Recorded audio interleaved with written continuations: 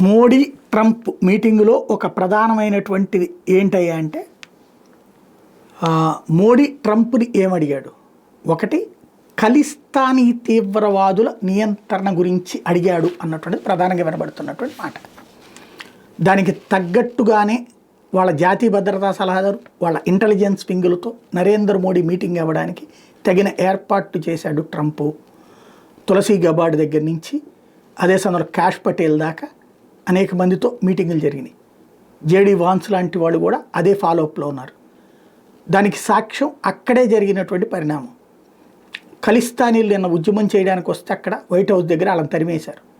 భారత్కి అనుకూలంగా కొంతమంది, వ్యతిరేకం కొంతమంది. ఈ వ్యతిరేకులు ఖలిస్తానీలు, వాళ్ళని తరిమేశారు అక్కడ పోలీసులు. అంటే ఆ విధమైనటువంటి యాక్షన్. ఇంకొక వైపున భారతదేశ కార్యకలాపాల విషయంలో డీప్ స్టేట్ ఏదైతే నాటకాలు ఆడుతుందో వాళ్ళని నియంత్రించమని అడిగారు అన్నటువంటి మాట వినబడుతుంది. ఎంతవరకు వాస్తవం తెలియాల్సి ఉంది.